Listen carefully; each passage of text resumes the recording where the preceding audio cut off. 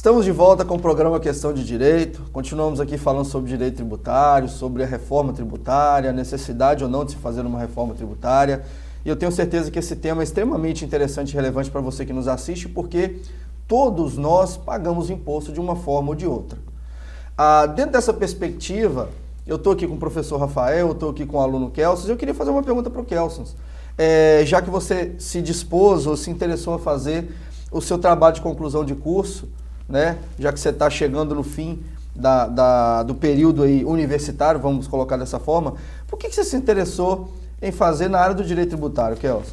O direito tributário hoje, eu me identifiquei com ele, que ele está presente na vida de todo mundo. Inevitavelmente, o contribuinte, o que quer que seja que ele pague ou compre, está incluso o tributo. E hoje, no mercado de trabalho advocatício, há uma falta de profissionais especializados nessa área. De fato, Kelson, a gente percebe que existe uma falta de profissionais dentro desse contexto, né, que atua com o direito tributário, inclusive na própria universidade, né, professor? A gente sabe que tem alunos ali que quando está estudando direito civil, direito processual civil, direito do consumidor, direito do trabalho, direito penal, às vezes cola num professor e fala, professor, estou interessado na matéria. A gente não vê isso tão comum no direito administrativo, no direito tributário, Sim. que são matérias um pouco mais complexas, que demandam até um estudo e uma especialização maior, não é verdade? Isso é verdade. O direito tributário tem um campo de atuação que é acima das matérias que os alunos geralmente têm mais proximidade, como o direito civil, como o direito do trabalho, o direito penal. São poucos os estudantes ou os profissionais do direito que se dedicam a essa área ou que decidem partir para esse campo. Até porque o que vemos na faculdade também é muito simples, é muito reduzido em termos de conhecimento de direito tributário. Então, por isso que se faz importante o profissional depois buscar uma pós-graduação, um mestrado, e acabam fugindo também do direito tributário porque é uma área que tem bastante contato com outras áreas de conhecimento, como a contabilidade, como a economia, que mexe muito com números, né? E o estudante de direito acaba se afastando justamente dessa área, que é apaixonante por algumas dificuldades, mas que é extremamente recompensadora. O aluno acaba pensando assim, eu estou estudando direito, eu vou mexer com número, Sim. Não é? Deixa o número para contabilidade, quando na verdade a gente, no caso uma empresa, a gente falando de uma questão tributária, com certeza o empresário ele deve aliar, né, o profissional da área contábil, mas também o profissional da área jurídica. É aquela situação que a gente vê e fala, cada um no seu quadrado, né, falando português claro para você nos entender. Um não substitui a presença do outro no contexto empresarial ou no contexto de sociedade mesmo, explicando para a sociedade ou trabalhando dentro de uma máquina pública, né, para fazer ali, tentar fazer justiça. Dentro desse critério, professor Rafael, eu queria fazer uma pergunta. Até agora, tudo que a gente falou nos remete a um contexto complexo do direito tributário, né? A gente teve aqui o Kelson falando que ele se interessou porque não tem tanto profissional, porque existe uma falta, você mesmo ponderou isso. Agora, de fato, o sistema tributário brasileiro ele é complexo, inclusive se a gente comparar com outras legislações de outros estados soberanos, de outros países? Douglas, o sistema tributário brasileiro ele é extremamente complexo. O Instituto Brasileiro de Planejamento Tributário e alguns estudiosos do direito tributário analisaram que, por volta do ano de 2014, as empresas brasileiras e os brasileiros de maneira geral gastam cerca de 2.000 horas por ano dedicados ao pagamento de tributos. Isso tanto para pagamento quanto para cumprimento das obrigações que a gente chama acessórias, preenchimento de uma declaração de imposto de renda, declaração de PIS e COFINS, as guias de recolhimento de ICMS e ISS, 2.000 horas por ano. Quando nossos colegas vizinhos, a Argentina, gasta menos do que a metade, algo próximo de 1.200 horas por ano. Então, esses números já são um indicativo de que existe algum problema na nossa legislação tributária. Inclusive, em pesquisas recentes, a maior parte dos tributaristas brasileiros apontam que o grande problema do sistema brasileiro não é nem a carga tributária, é a complexidade, é o tempo que você leva para entender e para cumprir a legislação tributária. que nós temos, como eu disse, 27 estados, cada um com sua legislação, nós temos 5.570 municípios, cada um com a sua legislação, e nós temos a legislação federal também. Só para ter ideia, eu trouxe alguns dados. De 88 até 2015, o Instituto Brasileiro de Planejamento Tributário identificou que foram produzidos, em média, 45 normas tributárias, isso no âmbito federal, estadual e municipal, por dia. Imagine, cada dia nós termos 45 novas normas tributárias, o que equivale a 1,87 novas normas por dia útil. Você dorme hoje, amanhã você já tem 2 normas tributárias. No final do mês você tem 45 normas para você se atualizar, para você se manter informado. Imagine essa loucura em um campo, dentro de uma indústria, dentro de uma empresa, envolvendo a sua assessoria jurídica e a sua assessoria contábil. Recentemente, no meu escritório lá em Vitória, quando eu tinha minha sociedade, uma empresa nos buscou, uma empresa de Singapura nos procurou, querendo uma consultoria trabalhista e tributária.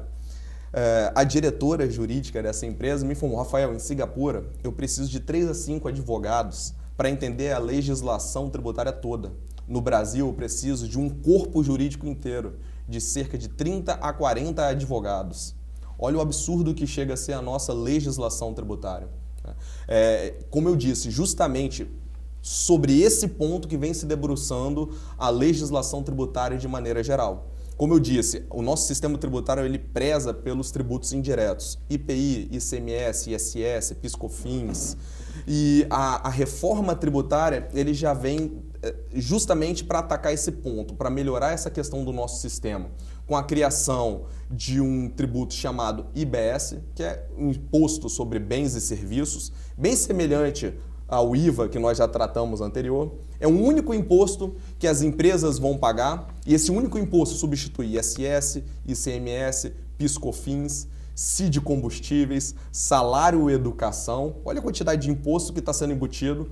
Juntamos tudo e um único imposto tratado em uma única lei federal que vai versar sobre, se eu não me engano, cerca de 4 alíquotas diferentes e se aplicar dentro do âmbito nacional todo. Isso daí já vai trazer um ganho para a indústria, um ganho para os contribuintes sem precedentes.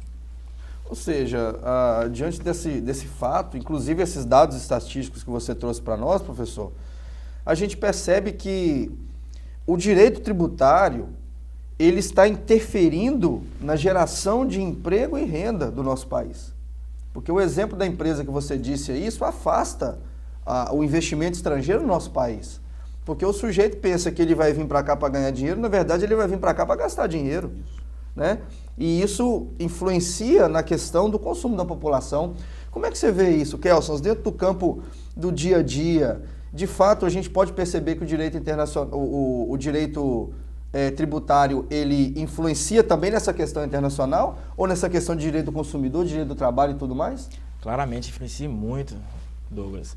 Se formos tratar, por exemplo, os tributos, como disse o professor Rafael, é absurdo o número de tributos. Se uma empresa hoje quiser disputar concorrencialmente com as empresas internacionais, é quase impossível. Como o professor Rafael, tem que ter um corpo jurídico de 30 a 40 advogados somente para esta área.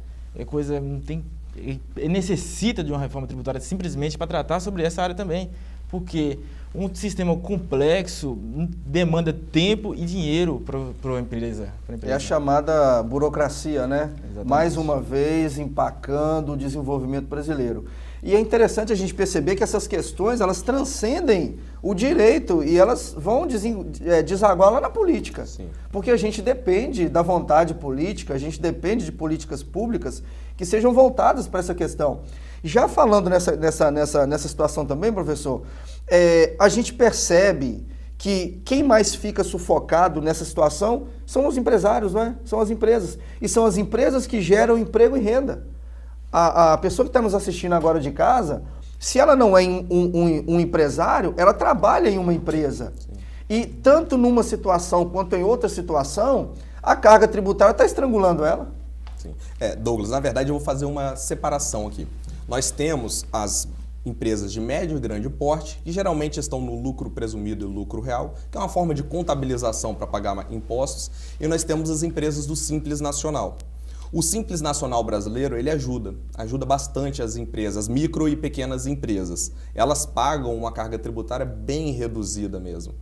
E paga através de uma única guia, chamada DAS. Né? E uma única guia, com uma única data de vencimento, ela paga a maior parte dos tributos que existem no nosso país. O grande problema está com essas empresas de médio e grande porte, que ela tem que pagar tributos federais, estaduais, municipais, cada um com uma data de vencimento diferente, cada um com um regramento diferente, e isso acaba sufocando a capacidade empreendedora do nosso país. Como você mesmo disse, como o Kelson disse, fica difícil concorrer com o mercado internacional, principalmente com países como Estados Unidos, como a China, que tem uma tributação mais favorecida e até concedem subsídios para outras empresas. Às vezes esses produtos chegam aqui dentro do país, do nosso território nacional, e não temos competitividade, porque o nosso sistema tributário, além de ser agressivo, ou seja, além de ser pesado para os contribuintes, ele também é complexo. Então, você simplificando ou reduzindo a carga tributária, nós ganhamos em termos de competitividade. Pode surgir a pergunta, olha, não vamos arrecadar menos? Depende. Aumentando a produtividade, aumentando a capacidade empreendedora, estimulando o desenvolvimento do comércio, da indústria, do serviço no país, no montante total, nós acabamos arrecadando mais, ainda mais do que se arrecada hoje. Se você me perguntar, a carga tributária brasileira hoje, ela é elevada? A carga tributária hoje brasileira não é das maiores que existe. Ela se mantém dentro da média dos países da América Latina, por exemplo. A nossa carga tributária hoje em dia equivale a cerca de 32% do PIB, que é o Produto Interno Brasileiro. De toda a riqueza que nós produzimos dentro do Brasil, 1/3 quase é destinado ao pagamento de tributos. Isso é muito alto? É alto se considerado com países de baixo desenvolvimento, mas se considerado com países que se encontram em um nível de desenvolvimento semelhante ao do Brasil, estamos dentro da média, de acordo com a OCDE. Para ter ideia, os nossos países aqui, países vizinhos como a Argentina, como o Uruguai, eles tributam de maneira semelhante. Para ter ideia, a Argentina, a questão da tributação na Argentina corresponde a 32% também do PIB. Já o Uruguai, 26,98% do PIB, já é menos do que o Brasil. O Chile, que em tese é um país mais liberal que o Brasil, já tem uma carga tributária equivalente a 19,82% de toda a sua riqueza nacional, do PIB. Então, eu utilizei esses países como comparação, mas se formos verificar a média dos países da América Latina, estamos dentro ali. E estamos muito abaixo de países desenvolvidos, como a Dinamarca, por exemplo. Na Dinamarca, 50,88% do PIB é destinado à tributação, ou seja, metade das suas riquezas à tributação.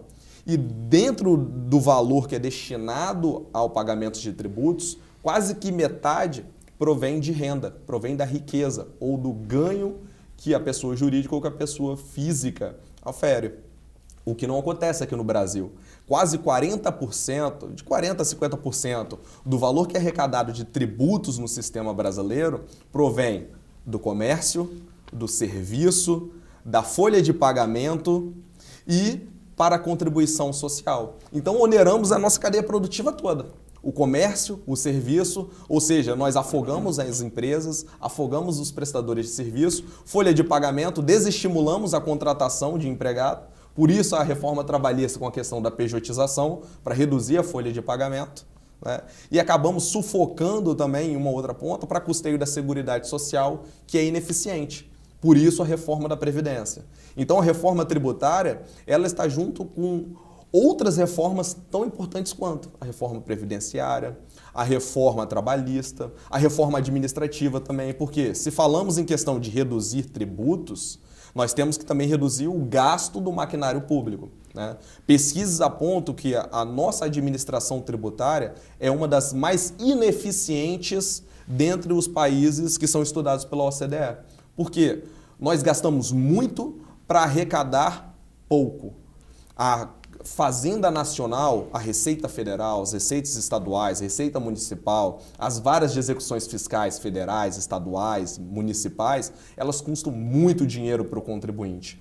E são ineficientes por quê? Não ineficiência voltada para o lado da competência técnica, é ineficiência econômica. Gasta-se muito e o que se arrecada não é suficiente para cobrir o gasto e destinar o restante do dinheiro para as políticas públicas de saúde, previdência social, educação.